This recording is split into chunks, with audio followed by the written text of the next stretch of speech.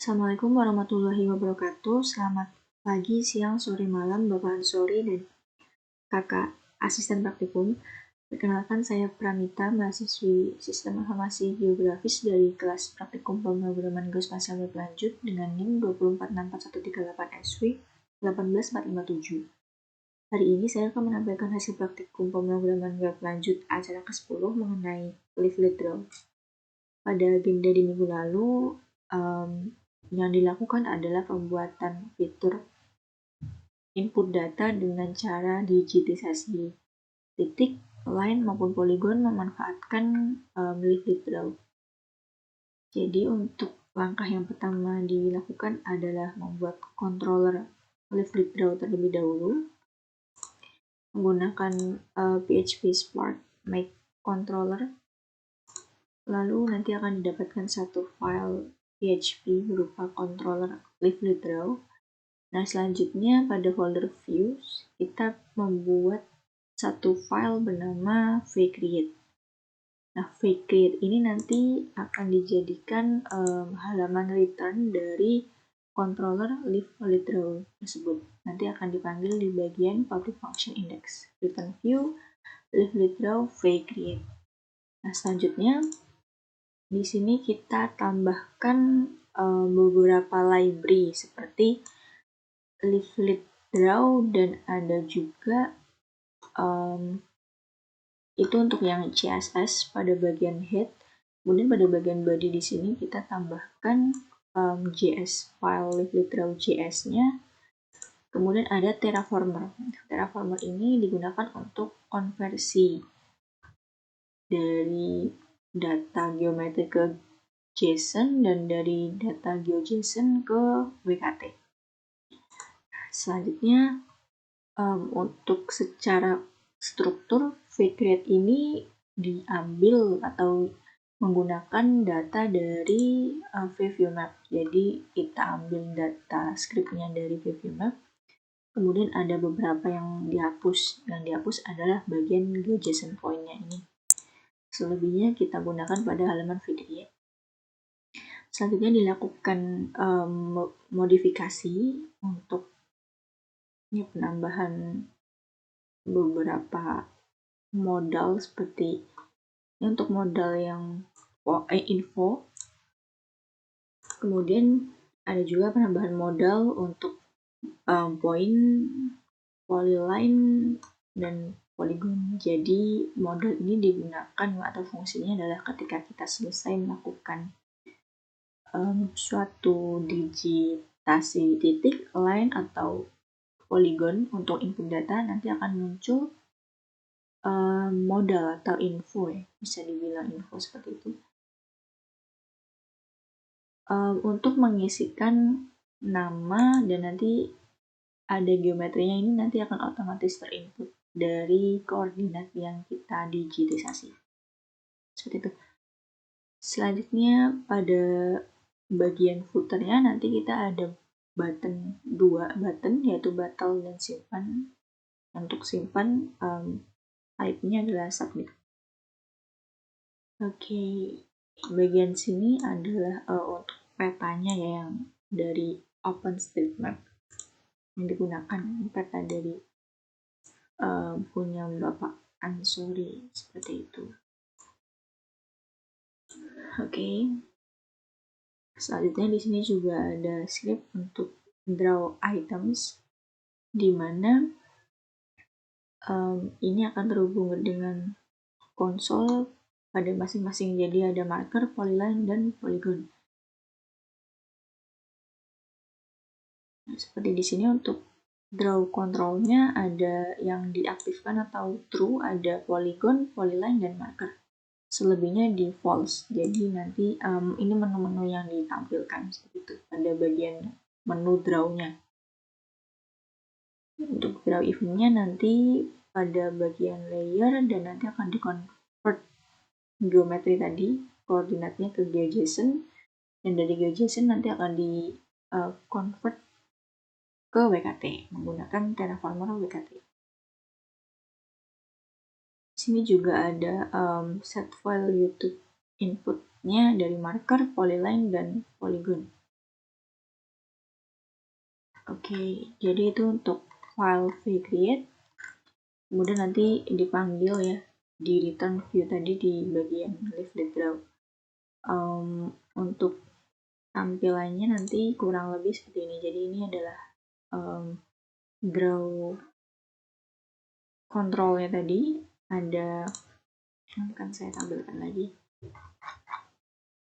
Oke, ada true, maksudnya ada polygon, ada polyline, dan marker yang di true. Jadi hanya ada 3 ini. Untuk tampilannya kurang lebih, akan saya refresh dulu. Oke, jadi tampilannya kurang lebih seperti ini. Ini masih menunya masih sama seperti yang di review map. Untuk infonya dibuat oleh Pramita saya. Dan ini untuk ya, menu yang lain saya buka di tab baru.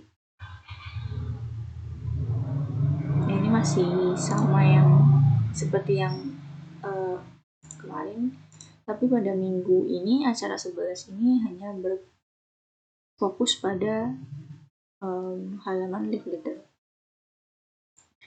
Oke, jadi nanti ketika kita melakukan input data, misalnya ini titik. Oke, jadi misalnya di sini kita digit. Nah, sekali klik nanti akan muncul yang namanya modal. Ini adalah modal poinnya, kita bisa tambahkan. Misalnya stadion tadi Kribosono. Gitu. Nah, di sini ada 2 button, batal dan simpan. Untuk button simpan tipenya adalah submit. Jadi ketika di submit akan otomatis tersimpan. Nah, supaya titik ini atau data baik titik, line maupun poligonnya dapat tersimpan, kita perlu melakukan koneksi atau menyimpan data tersebut ke dalam database. Sehingga yang perlu kita buat selanjutnya adalah sebuah tabel untuk menyimpan data-data tersebut.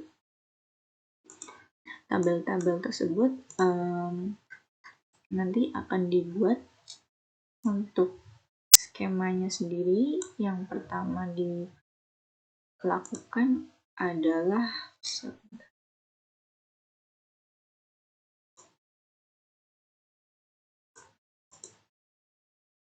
melakukan migration database.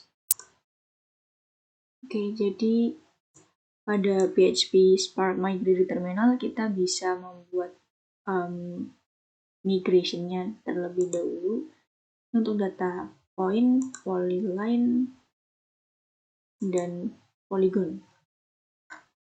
Seperti itu. Jadi ini untuk migration-nya. Nah, untuk public function app di sini add field. Field-nya akan dimasukkan ada ID, geom untuk data geometri tadi yang kita inputkan. Lalu ada field nama, deskripsi, foto, created at, updated at, dan deleted at. Nah, untuk alamatnya create table TBL data polygon. Jadi nanti akan dimigrasi ke tabel data polygon. Nah, untuk public function down-nya untuk drop table atau tabel yang akan dihapus ya tabel dari tabel data polygon jika ini dihapus, seperti itu. Untuk script yang sama juga digunakan pada data polyline dan masih sama skemanya, hanya ganti namanya saja jadi polyline dan data point. Diganti juga menjadi data point.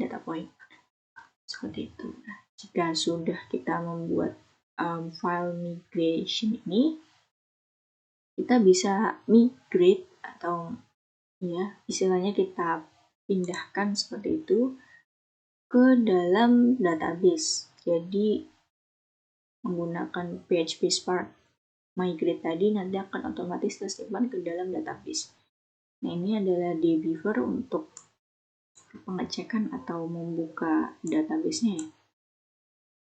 Nah, di sini di dalam database data object pada bagian table di sini ada untuk migrationnya. Jadi saya telah melakukan migration untuk tabel data polygon, polyline, dan point tadi. Selanjutnya,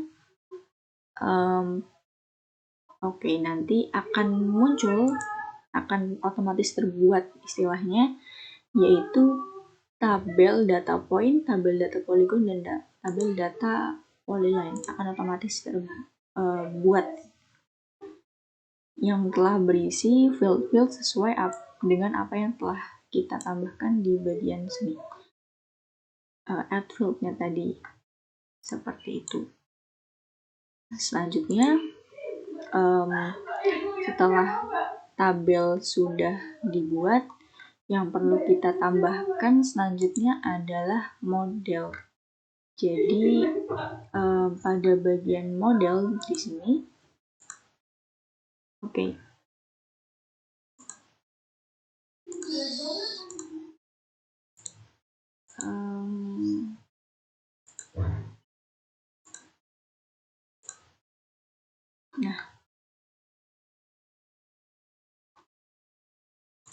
ke controller terlebih dahulu.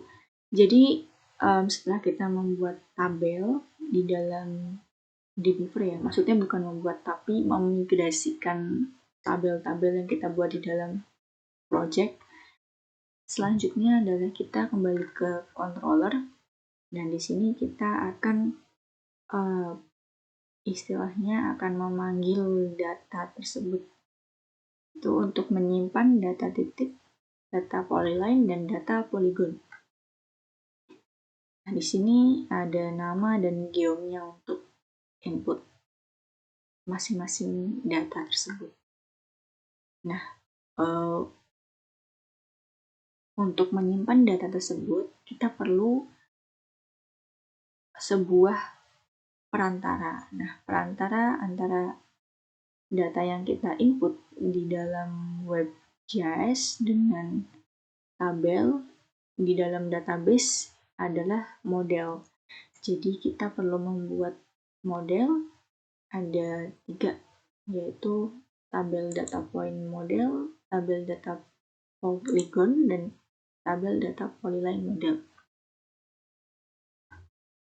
Untuk pengaturannya sendiri pada bagian tabelnya nanti disesuaikan dengan nama tabelnya ya. Jadi di sini ada tabel data polygon, tabel data point, dan tabel data polyline. Disesuaikan untuk masing-masing model. Kemudian primary key-nya ID, lalu auto increment-nya true, soft delete-nya true, dan allowed field-nya di sini ada field yang diizinkan, ada nama, geom, foto, dan deskripsi. Lalu use timestamp-nya true untuk membuat mengisi data create add, updated add, dan deleted add. Untuk strukturnya sama, jadi apa yang sudah ada di tabel data point ini kemudian diimplementasikan pada tabel data yang lain untuk polygon dan polyline. Cuma bedanya hanya pada bagian nama tabelnya saja. Selanjutnya, jika model telah dibuat, kita bisa atur itu di bagian controller. Di bagian sini, use app models, di sini kita panggil tabel data point model, tabel data polyline model, dan tabel data polygon model. Di sini juga kita perlu menambahkan protected untuk tabel data point model, polyline, dan polygon. Juga ada public function construct yang diatur juga untuk menambahkan atau mengatur menghubungkannya dengan model tadi. Nah, seperti itu. Lalu untuk masing-masing public function simpan atau fungsi dari button simpan itu kita tambahkan di sini tabel data point model. Kemudian di sini tabel data polyline model. This tabel data polyline model save data. Dan juga untuk tabel data polygon model save data. Nah, return-nya nanti akan kembali ke halaman live draw. Jadi ketika kita sudah berhasil menyimpan, nanti halaman yang akan ditampilkan lagi setelah kita menyimpan adalah halaman dari Live Literal. Seperti itu untuk penjelasan skripnya. Selanjutnya saya akan melakukan demonstrasi dari website yang telah dibuat. Oke. Jadi saya press terlebih dahulu.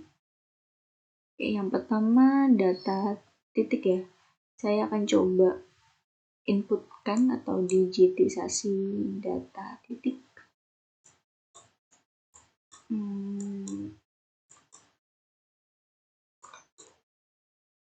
Di mana ya? Daerah UGM.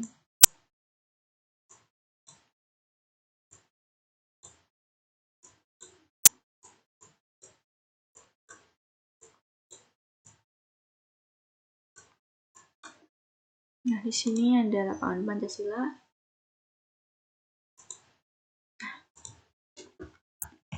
Lalu kita masukkan namanya Pancasila UGM. Lalu klik simpan. Nanti akan otomatis return-nya kembali ke halaman Live Literal ini. Selanjutnya, untuk mengecek apakah sudah berhasil tersimpan, kita bisa cek di DB file. Ada bagian tabel data point, di sini kita klik, kemudian kita bisa refresh, pencet F5.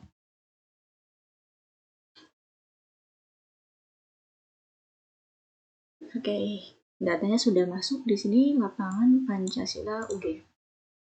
Kemudian untuk data polyline-nya akan saya coba juga.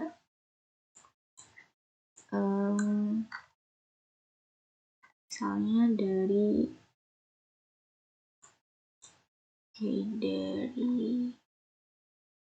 ini aja deh yang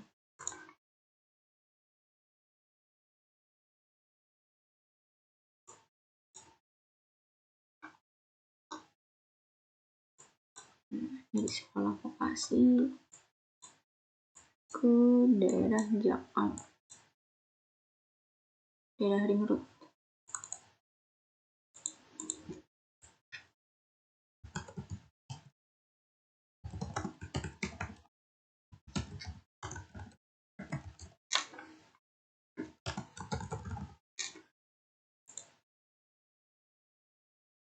Dan kembali return-nya ke halaman Live Literal. Untuk pengecekannya di DB file. Oke, refresh dulu. Nah, di sini sudah muncul Jalan Persatuan Ring Road Utara. Ini geomnya data geometri tadi. Lalu untuk deskripsi dan fotonya belum diisikan ya, karena memang belum ada pengaturannya. Ini untuk created at dan updated at-nya tanggal dan jam sekian. Lalu satu lagi untuk data polygon. Oke. Nah, misalnya ini Stadion Pancasila.